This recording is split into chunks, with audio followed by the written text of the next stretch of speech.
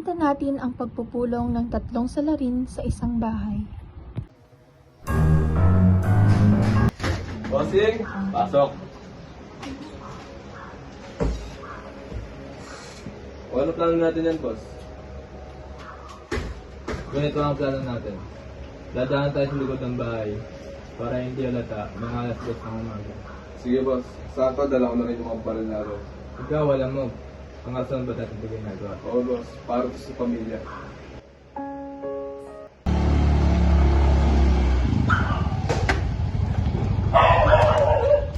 Tignan mo sila.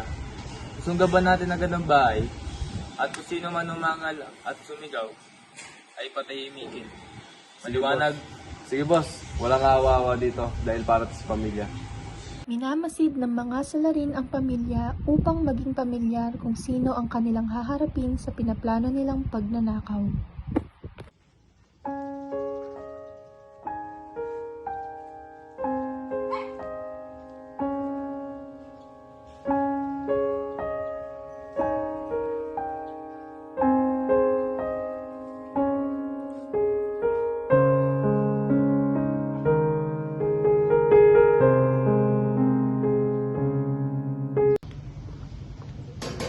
Robert! Robert! Robert, lumabas ka dito.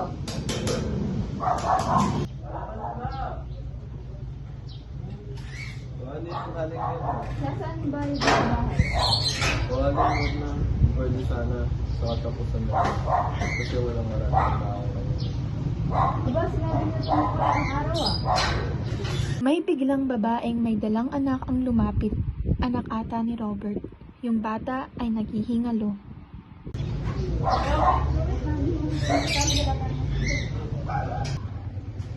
Anak! Anak! Anak! Anak! Tulong! Sabihin natin sa kayo na mismo. Strike! Strike!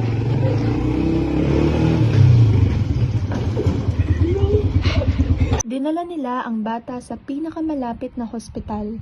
Sila ay iyak ng iyak dahil parang hindi nakakayanin ng bata ang mabuhay pa.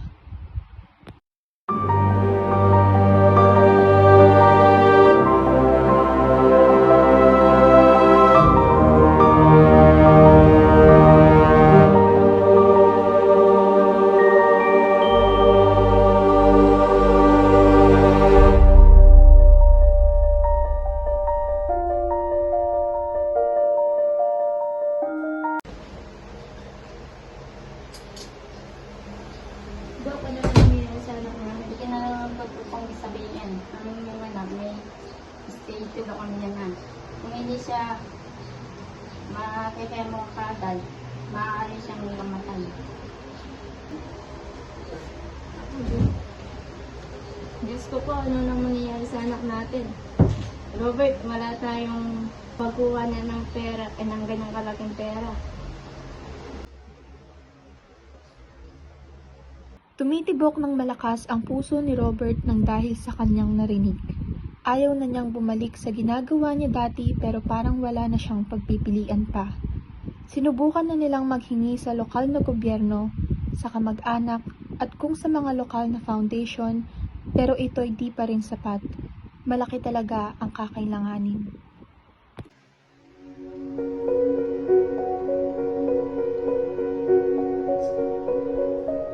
Pare ko, kailangan mo ng tulong mo para sa aking anak. Nagulat si Erwin sa kanyang narinig dahil matagal na nilang hindi ginagawa ang pagnanakaw. Pero alam niyang para sa anak niya ito kaya desidido din niyang tulungan ito. Kailan ba?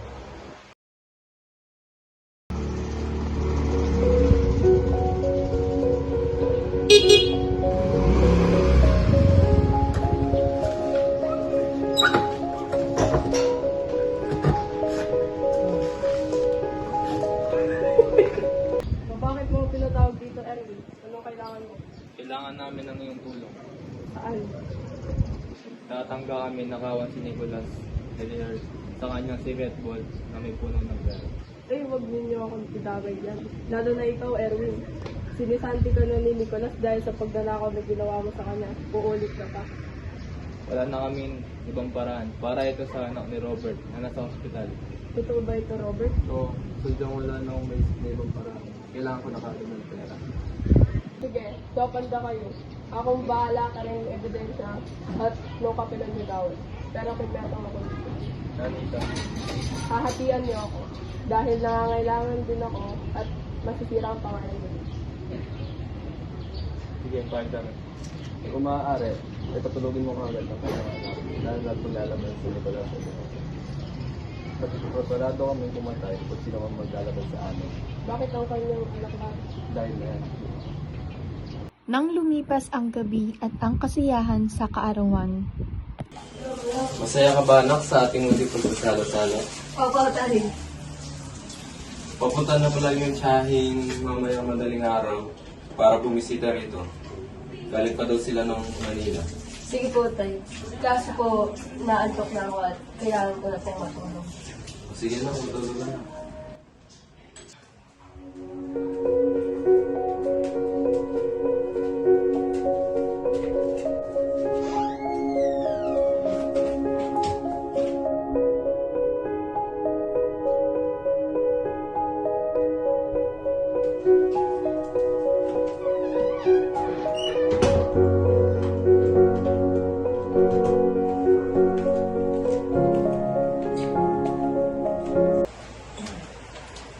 Mauuna na po ako para sa bakasyong pinangako niyo pwede ko gamitin kahit kailan. Siya, ingat ka ha. Mag-ingat ka sa biyaya.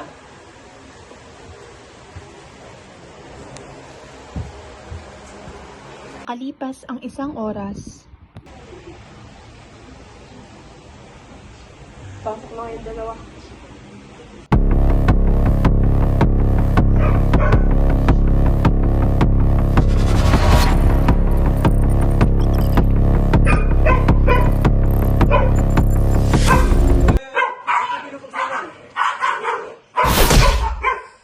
Magulit ka.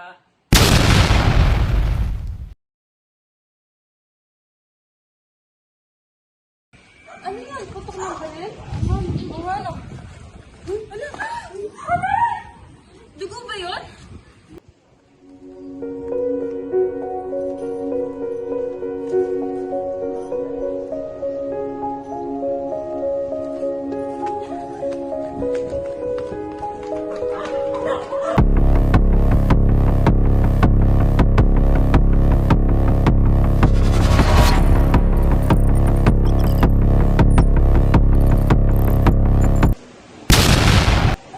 Wala na yun! Putukata ng baril yan. Ano ginagawa mo dito, Aaron? Nicolas! Nicolas!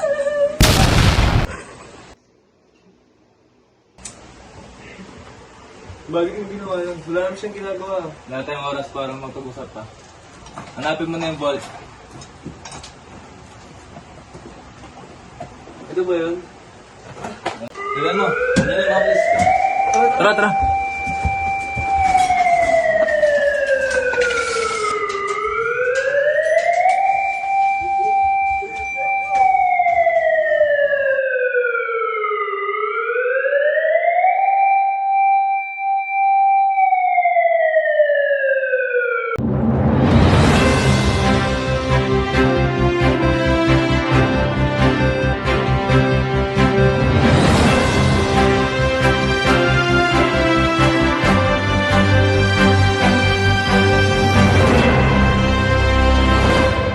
Magandang araw mga kababayan. Ngayon ay nasa labas tayo ng bahay ng pamilya na minasakay ng dalawang suspect.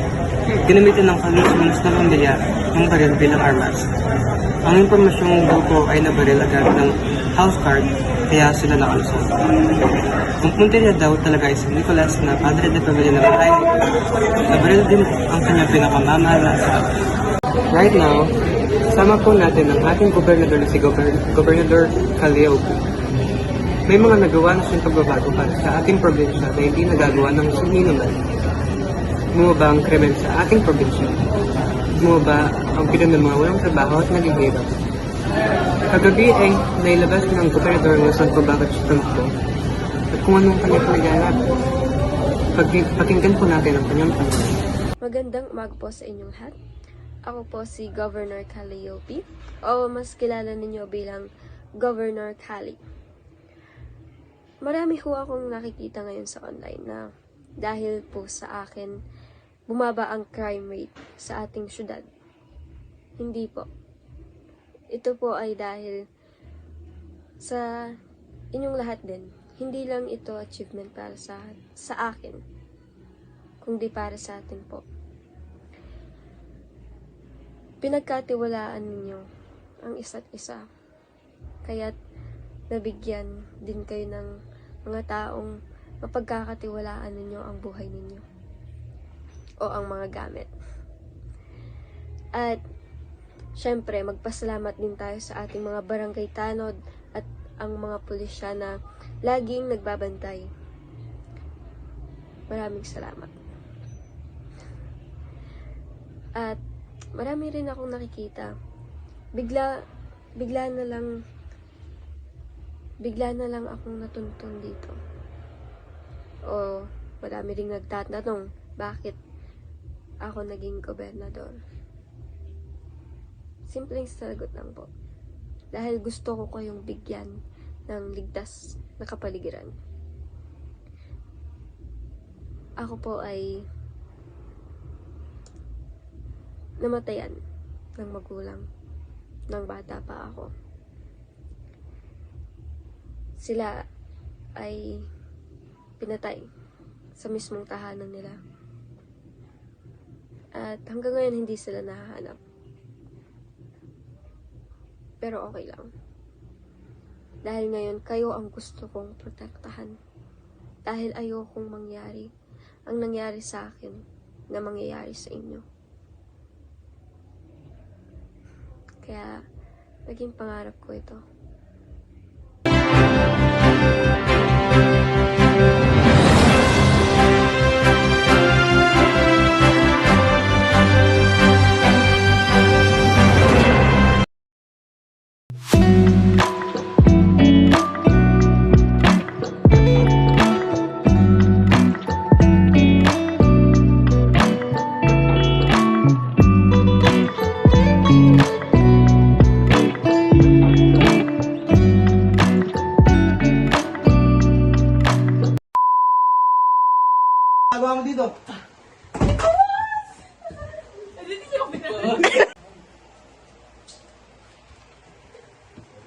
Mauna na ako.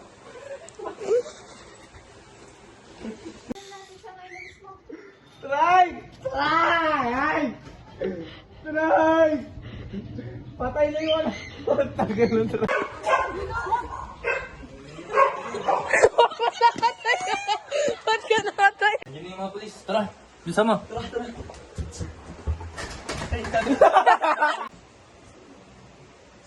Hala, ano yun? Putok ata ng baril yun ah. Wait lang ha, magbulan-bulan na ba yung